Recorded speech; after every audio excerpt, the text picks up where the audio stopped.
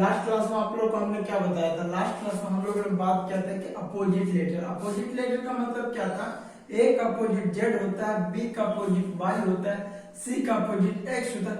ठीक उसी तरीके से हम कहां तक जाते? M N. एम का उल्टा क्या था? एन था। तो ठीक है, एम का उल्टा एन है। यहाँ पर हम इस चीज को समझ चुके हैं और ये पिछली क्लास में हम इसके बारे में डिस्कस कर चुके हैं। चलिए आइए अब क्वेश्चन को देखने की कोशिश करते हैं। क्वेश्चन क्या है?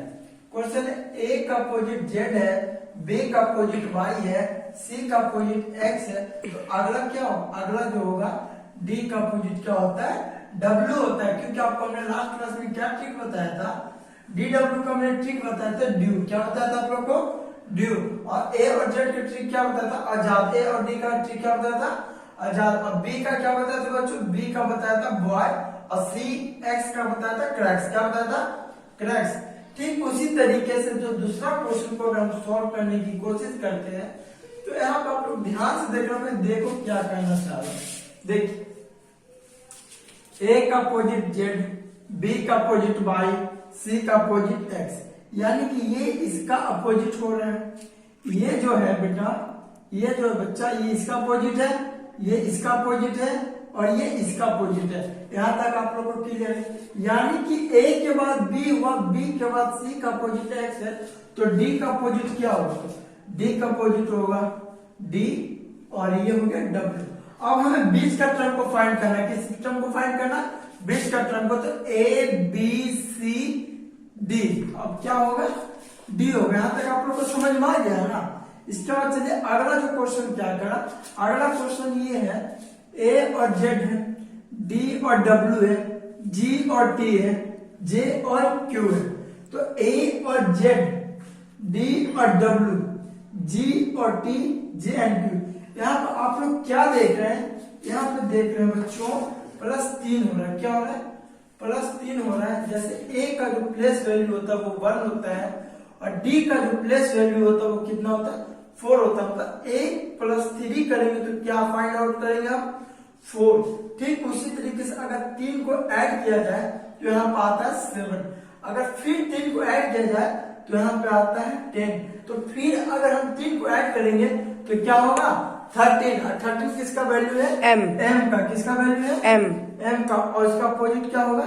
एम। यहाँ तक आप लोग को क्लियर हो गया?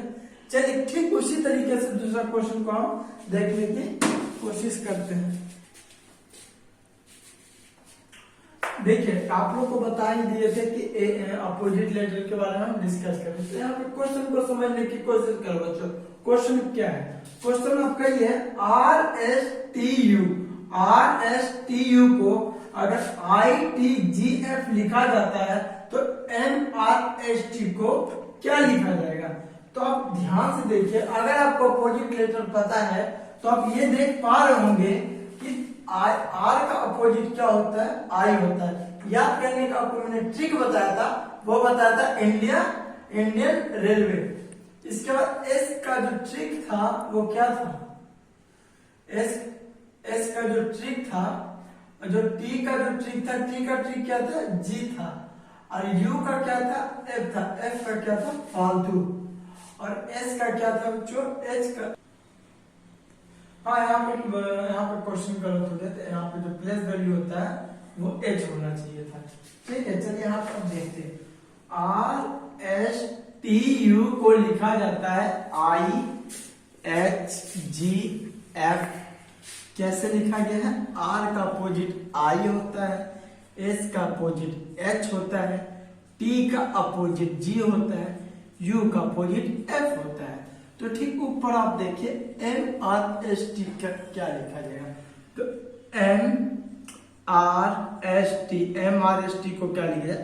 M का अपोजिट N होता है, R का अपोजिट I होता है, S का अपोजिट H होता है और T का अपोजिट G होता है। यहाँ तक आप लोग को समझ में आया? अब यहाँ पर आप लोग